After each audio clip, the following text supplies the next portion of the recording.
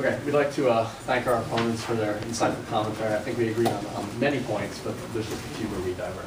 And the first one I'd like to address is where we differ on convenience versus necessity.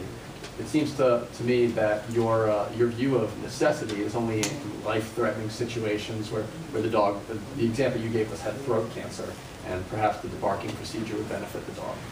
We see your view of necessity as a bit too narrow, and we'd like to expand it. We think it's more about the quality of life of the dog, as we emphasized in our initial presentation.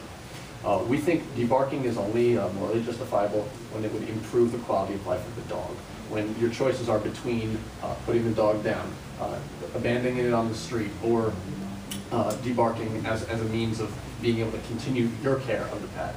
So we believe that specifically only looking at medical conditions, perhaps life-threatening or otherwise, as ethical reasons for debarking is a bit too narrow of a scope. You bring up the alternative of putting the dog up for adoption, and that entails in putting the dog into the care of like some sort of shelter or a compound. And there was a survey done with 5,000 shelters, and they found that leaving a dog at a shelter or the reason for a dog being given up for adoption or such was not in the top 10 reasons. It wasn't a critical reason. So when we broaden our scope and incorporate that into our necessity and convenience difference, it's not broadening up to a lot of cases. It's also a rare instance, as you said, cancer of the throat. It's also a rare instance. It's not a very substantial number, and it's looking at the quality of the life and improving a dog's situation as well as the owners. Also addressing your question of going back to the responsibility of what the pet owner's hand, what the responsibility is, I think this also falls under the necessity versus convenience issue, and I think that a lot of times that you're seeing that they're not debarking a dog out of merely what is convenient. Oh, this my dog's barking at all the strangers who walk by the house.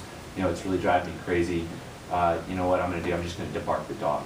I don't think that that's the situation that we're looking at, and I doubt that's the situation that you're looking at specifically. But that is a possibility, one way of looking at the convenience factor. I think that going back to the necessity and referring to specifically the pet owner itself, and to again reiterate our point, is that the responsibility of owning the pet, of having the pet in the first place, the pet is a choice, like you stated. The responsibility is that the owner should be looking out for the dog.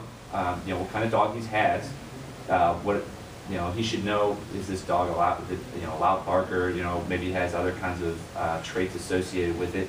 And he should also be aware of where he's living. If you're living in the city, if you're living in an apartment building with hundreds of other people living with you, and you know that you have a dog that's a loud barker, well, you should have thought about that. The pet owner is responsible for that dog. He's responsible for all the actions that come from the dog. So ultimately, that owner needs to understand that in his life, and if he there could be a possibility that he's going to be kicked out. Also, again, like Selena said, you don't know what's going to be happening 10, 15 years down the road, heck, 5 years down the road.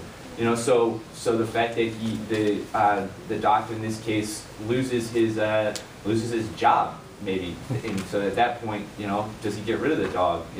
Can he keep the dog and move somewhere else? But then he's living in a place where there's more people who are annoyed with the dog. He can't afford to take care of the dog anymore. He has to get rid of the dog. Who knows what the situation is? The point is that he needs to understand and be responsible for his pet.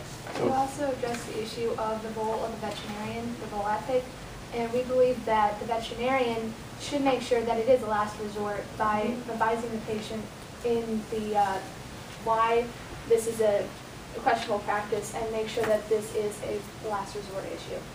So in summation, we believe that debarking is only morally justified when it's really about improving the quality of life of the dog. It's the dog that we're concerned with in this situation, and we want to ensure that it is protected in these cases. Thank you.